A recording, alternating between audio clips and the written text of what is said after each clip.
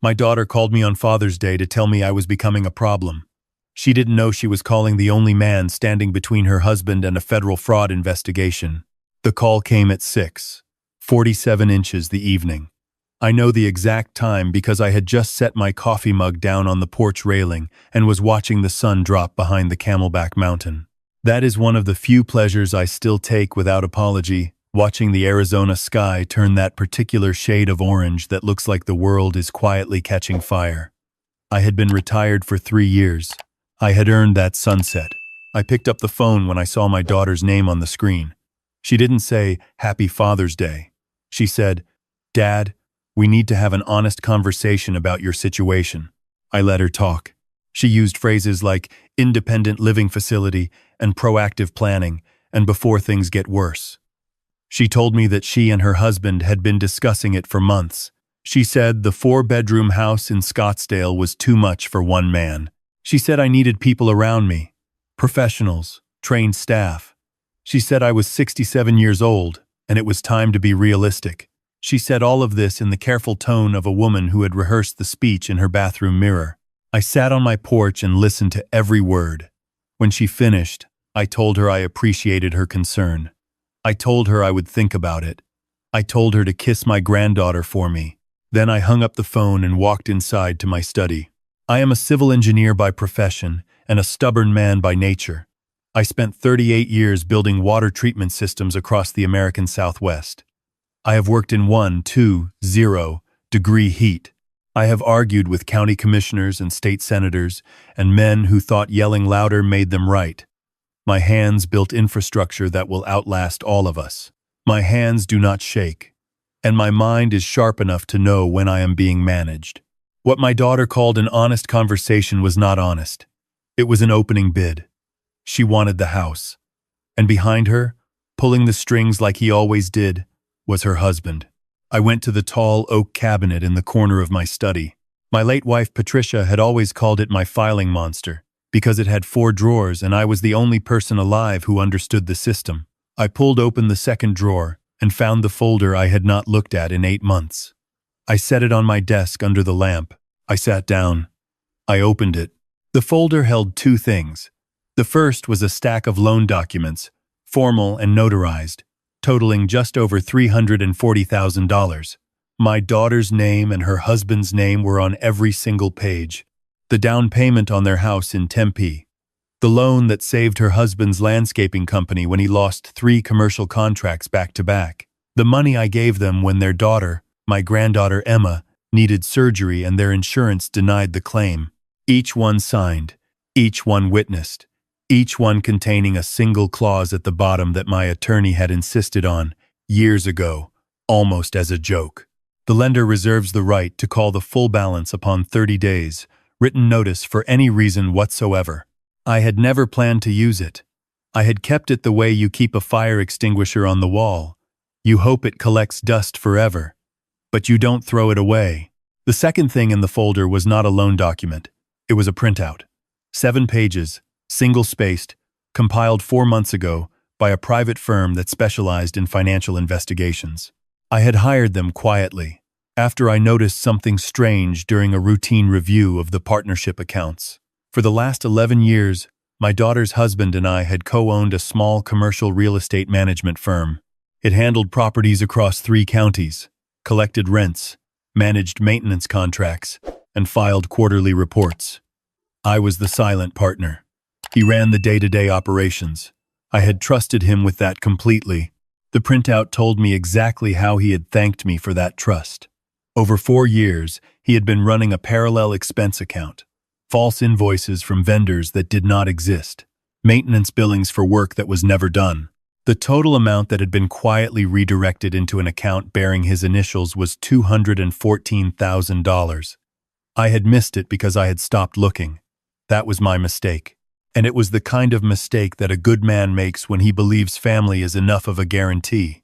I read the printout again that night, slowly, the way I used to read engineering specifications before signing off on a project. I had read it before. I just needed to feel it again. I needed to feel the shape of what had been done to me so that I would not flinch when it became necessary to respond. I poured myself 2 fingers of bourbon. I looked at the photo of Patricia on the corner of the desk. She had died 6 years ago, a Tuesday morning in April, quietly, the way she had lived. She was the better half of everything I ever built. If she were here, she would have told me to pray on it. She would have told me that family is worth more than money. She would have put her hand on my arm and made me feel like patience was possible. She was not here. So I called my attorney instead. His name was Franklin Cross, and he had been handling my affairs for 22 years. When I told him what I had found, he was quiet for a long moment. Then he told me to bring the folder in on Monday. He told me not to say a word to anyone. He told me to keep my phone close and my expression calm. He said, "If what you're describing is accurate, Robert, you have options. Real options." I told him I knew. I told him I needed to decide which ones I wanted to use. That night I sat on the porch again. The mountain was dark. The sky had gone from orange to a deep and honest black. I thought about my daughter as a child, riding her bicycle in circles in the driveway, her ponytail flying behind her. I thought about the look on her face the day she called to tell me she was pregnant, the sound of her crying happy tears through the phone. I thought about who she had been before she became who she was now. I did not blame her entirely. I had watched her husband reshape her, slowly, over 11 years of marriage. He had a talent for it. He was charming in the way that a certain kind of man is charming, loudly, relentlessly, with a wide smile that covered a constantly calculating mind. He had told her I was too attached to the house. He had told her I was isolating myself. He had been the one, I was certain, who had written the speech she delivered to me on Father's Day. He had just put it in her mouth. My daughter was not a bad person. She was a person who had been slowly, carefully convinced that her father was a burden rather than a man. That distinction mattered. It would matter later, when I had to decide how far to go. 3 weeks after that phone call, they came to visit. My daughter said she wanted to bring Emma out to see me and maybe, casually, have a look around the house together, just to start thinking about logistics. That was the word she used. Logistics. I said, of course. I told them to come on Saturday. I made lemonade and bought Emma's favorite crackers, the ones shaped like animals. I was ready. They arrived in my son-in-law's new truck. It was enormous and black and spotlessly clean, the kind of vehicle that announces its owner before he steps out of it. My granddaughter scrambled down from the back seat and ran toward me before either of her parents could say anything. I caught her. She wrapped her arms around my neck and pressed her face against my shoulder and said, "Grandpa, I missed you." I held her for a moment longer than was necessary. She smelled like sunscreen and something sugary. She had Patricia's eyes. My daughter hugged me at the door. It was a real hug, the kind that told me she was still in there somewhere, underneath all of it. Her husband shook my hand with the firm, practiced grip of a man who had read a book about first impressions. He called me Robert because I had never given him permission to call me anything else, and he had never earned it. We sat on the back patio for a while. Emma chased a lizard across the flagstone while the adults made small talk about the weather and the neighborhood. My son-in-law commented that the backyard could use some work. He said the landscaping was dated. He said it in the tone of a man, noting something he had already decided to change. Then my daughter went inside to use the restroom. She was gone for 6 minutes. I know this because I was watching the time. When she came back, she had a different energy, a focused energy. Her husband gave her a small nod, almost imperceptible, and she cleared her throat. "Dad," she said, "we actually have some numbers we put together. For the house." She pulled out her phone and turned the screen toward me. There was a spreadsheet. It showed the estimated sale value of my home, the projected cost of a mid-range assisted living facility nearby, and a remainder column showing what would be left after expenses. The remainder had my son-in-law's name attached to a proposed estate management fee for handling the sale. It was $12,000 for work that a realtor would charge half of. He leaned forward in his patio chair. "The market is strong right now, Robert. You could walk away with real money. Enough to be comfortable for a long time." He said, "Real money the way people say it when they mean your money, not theirs." I looked at the spreadsheet. I looked at him. I asked how long they had been working on this. He said they'd been thinking about it for a while, just planning ahead, being responsible. I nodded slowly. I said I was glad someone was thinking about these things. Emma came running back across the patio and climbed into my lap without asking. I let her. She picked up my coffee mug, looked at it, set it back down, and announced that she wanted a cracker. I told her they were in the kitchen, in the cabinet by the refrigerator, third shelf. She slid off my lap and disappeared inside. My son-in-law watched her go. Then he looked back at me with the expression of a man who was trying to decide if the pleasantries were over. "There's also the matter of the partnership," he said. There it was. The real reason they had come. He said he had been doing some restructuring. He said it made financial sense, given that I wasn't actively involved in operations anymore, to adjust the equity split. He slid a second document across the patio table. It proposed changing my ownership stake from 50% to 15%, with a buyout option for the difference at a valuation he had calculated himself using methods he did not disclose. The buyout number was less than half of what the stake was actually worth. He said it casually. He said it like a man who had already decided this was going to happen and was simply informing me of the timeline. I picked up the document. I read it. I set it back down. "Let me think about it," I said. He nodded, satisfied. That was the answer he had expected. He thought "let me think about it" meant the same thing it always had, that I would sit with it for a few days and then agree, because I did not want conflict, because I was old, because he had decided I had already given up. He was wrong about all of it. Emma came back with a fistful of animal crackers and installed herself in the chair between me and my daughter. She sorted the crackers by shape before eating them. Tallest animals first. I watched her and felt something settle in my chest, something quiet and absolute. She was 7 years old. She would grow up watching adults around her. She would learn what men do when they are treated as disposable. I had a responsibility to her that had nothing to do with a spreadsheet. After they left, I called Franklin Cross. I told him I was ready. Franklin had spent the previous 3 weeks preparing 2 separate actions. The first was a formal audit demand under the partnership agreement, triggering an independent financial review of all accounts going back 5 years. The second was a demand letter for the outstanding loans, invoking the callability clause, listing every notarized document by date and amount, and requesting full repayment within 30 days. Both documents were set to be delivered to my son-in-law's office simultaneously, by courier, on Monday morning, just before 9 a.m. I also instructed Franklin to file an amended complaint with the state contractor's licensing board regarding the false vendor invoices. That one was not about money. That was about the record. Franklin asked me if I was sure. He said there was still a version of this that stayed quiet, that didn't go through the courts, that could be resolved in a room with just the 4 of us. He was not telling me to stop. He was making sure I had looked at every angle. I told him I had looked at every angle. I told him that a man who falsifies $214,000 in expense reports does not change because you ask him politely. A man who flies his wife in on Father's Day to manage her own father out of his home does not become trustworthy because you give him one more chance. I had given him 11 years of chances. Every single one of them had been used as a stepping stone. Franklin said, "Monday morning then," I said. Monday morning. The weekend passed quietly. I fixed a loose hinge on the back gate. I made a pot of chili. I called Emma on Sunday evening and she told me at length about a movie she had seen about a dog who could talk. I listened to the whole plot.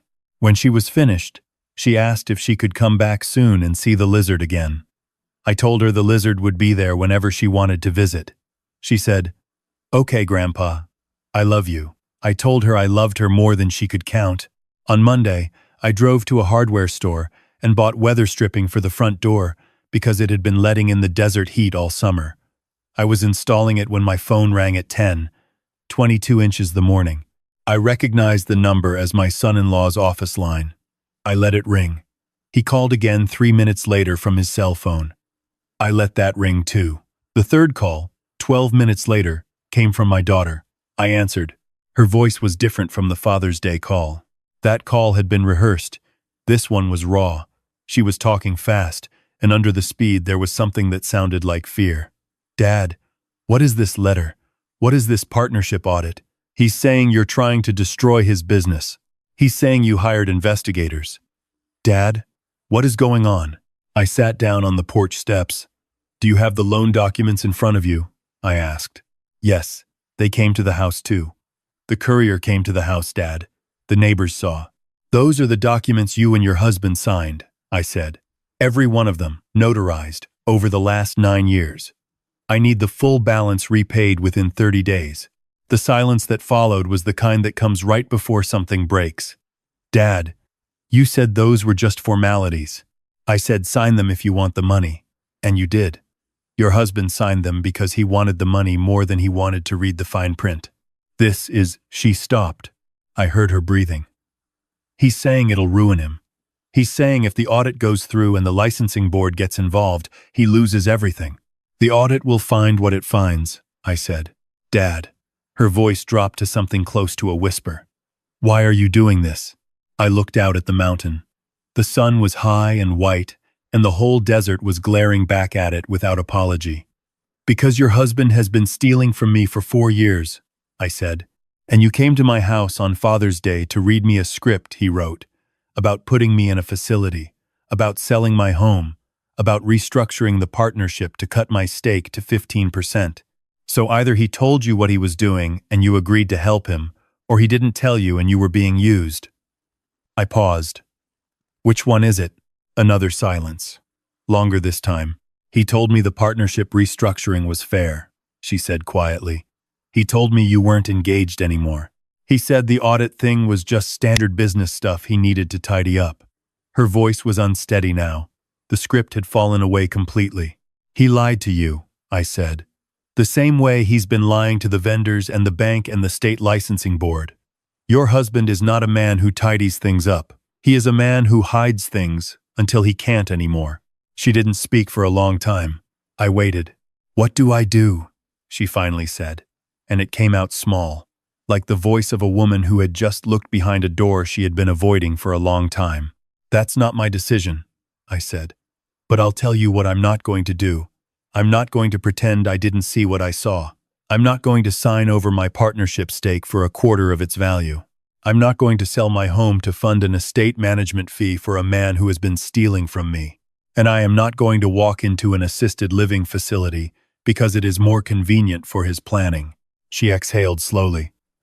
The money, she said. The $340,000. We don't have that, Dad. I know, I said. That's why you have 30 days to figure out what you actually want. Not what he wants. Not what a spreadsheet says. What you want.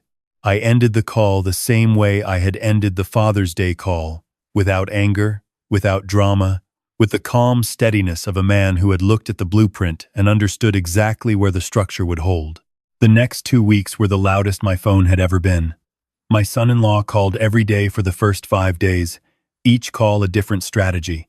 The first was friendly negotiation. The second was outrage. The third was threats, vague ones about contesting my mental competency, about depositions, about making things ugly. The fourth was an appeal to family, to Emma, to what this would do to her growing up watching her parents' marriage destroyed by a dispute over paperwork. The fifth call, I did not answer at all. My daughter came to see me alone on a Wednesday afternoon, without calling first.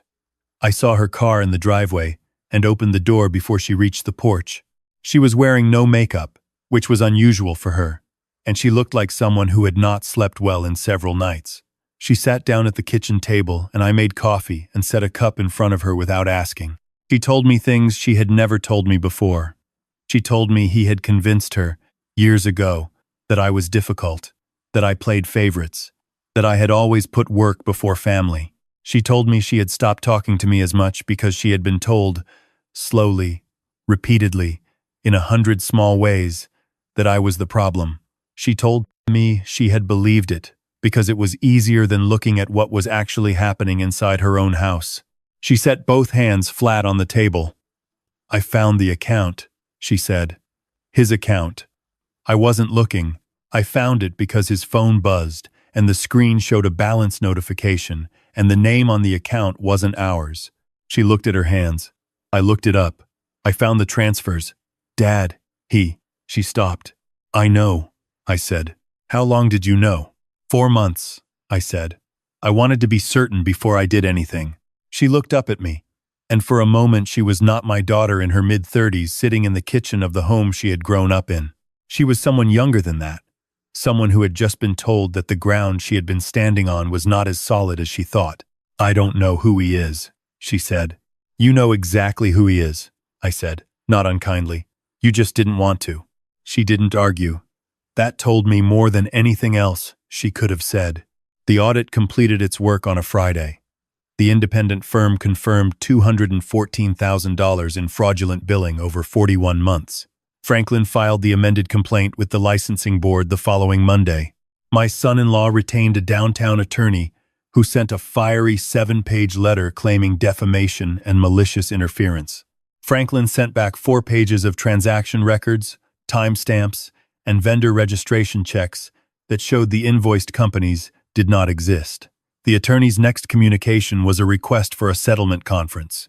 At the conference, my son-in-law sat across the table from me for the first time since the documents had been delivered. He looked like a man who had been unplugged. The confidence that usually occupied every corner of a room was gone. What was left was a man who was calculating damage, trying to find a ledge to stand on, and finding that I had already removed all of them. His attorney proposed a repayment plan. Franklin declined. His attorney proposed a reduced settlement on the fraud claim. Franklin set a copy of the licensing board complaint on the table and said the civil case was separate from the regulatory case and that no settlement of the civil matter affected the regulatory proceeding. His attorney looked at the complaint. He looked at his client. The look was not friendly. My son-in-law leaned forward. He looked at me directly for the first time. "You don't have to do this," he said. I looked back at him without expression. "You didn't have to take the money," I said. He had no answer for that. Because there is no answer for that. The settlement we reached was not everything. It was not the full amount, and the timeline was stretched over 3 years with structured payments and collateral attached. But it was documented, it was enforceable, and his partnership stake was signed back to me in full as part of the agreement. The licensing board issued a formal reprimand and required a 2-year supervised audit of his remaining business operations. He did not go to jail. That was a line I chose not to cross, for reasons that had nothing to do with him and everything to do with Emma. My daughter filed for divorce 6 weeks after the conference. She told me over the phone, her voice steady in a way that sounded like something very recently learned. She said she had been talking to a counselor. She said she was sorry it had taken this long. She said she was sorry about the Father's Day call, about the spreadsheet, about the speech she had rehearsed in her mirror. She said she had spent 11 years slowly becoming someone she didn't recognize, and she was only now starting to see the distance she had traveled from herself. I told her she didn't owe me an apology. I told her I knew she had been lied to about who I was. I told her that the house was still here, and the porch was still here, and the coffee was always on if she wanted to bring Emma by on a Saturday morning. She said, "Dad?" I said, "I know." Emma came over 2 Saturdays later. She was on her school break and she arrived with a backpack full of art supplies and the focused energy of a child with a plan. She spread watercolors across my kitchen table and spent 2 hours painting the mountain from memory, getting the orange exactly right in the way that children sometimes do without understanding why. I sat across from her and drank my coffee and watched her work. She did not rush. She asked me once what the mountain was called, and I told her, and she repeated it back in a whisper, like she was memorizing it. When she finished, she held the painting up for me to see. It was small and a little lopsided, and the colors bled into each other at the edges. It was one of the best things I had ever seen. She asked if she could leave it here when she went home. I said yes. I told her it belonged right there on the wall. She climbed up on her chair to help me find the right spot. We settled on the wall beside the window, where the light hit it in the afternoon. She stood back and looked at it for a moment with her hands on her hips, the posture of someone checking their work. "Good," she said, and sat back down to start another one. "That is where we are now. The house is still mine. The mountain is still out there every morning. My daughter calls 3 times a week, sometimes more, and the calls are nothing like the ones from before. They are real conversations, sometimes difficult ones, but real. Emma asks to come over whenever her schedule allows. I keep the animal crackers in the 3rd shelf cabinet where she knows to find them. Last spring, I finally finished weatherproofing the back gate. I bought a proper pair of boots because I walk the trail behind the house every morning and I had been making do with old ones. I am not checking into any facility. I am not selling my home. I am 67 years old, and I am in better shape than I have been in years, partly because I am sleeping well again, and partly because a man sleeps best when his house is in order. There is a lesson in all of this that I have been sitting with for some time now. It is not a comfortable lesson, and I would not wish the path to it on any parent, but I have come to believe it is true. The most dangerous thing you can do for someone you love is make yourself so available, so endlessly useful, so permanently sacrificing, that they begin to see your presence as furniture. You become part of the background. They stop noticing you, and then they start resenting you for being there. And then one day, they are standing in your kitchen with a spreadsheet, explaining your own life to you in terms of logistics. Loving someone does not mean making yourself invisible for them. It means being present enough, real enough, firm enough, that they have to reckon with who you actually are. My daughter had been handed a version of me that her husband invented, an old man who was fading, who needed managing, who had already given his best years and was now simply in the way. That version of me was easier to dismiss. It was also completely false. The real version of me had 42 years of structural engineering, a wall safe full of documents, a very good attorney, and absolutely no intention of disappearing on anyone's schedule but my own. I earned this porch. I earned this view. I earned the right to sit here with my coffee and watch the sun go down over the mountain I have been watching for 18 years. My granddaughter painted it for me. It's right there on the wall beside the window, a little lopsided, the colors bleeding at the edges, and it is perfect. If you have ever had to stand your ground with the people you love most, leave a comment and tell me what that cost you and what it gave you back. And if you believe that respect is something a man earns over a lifetime and not something that disappears when he turns 60, hit that like button. Subscribe to Voice of Old Man. There are more stories where this one came from, and I am not finished yet.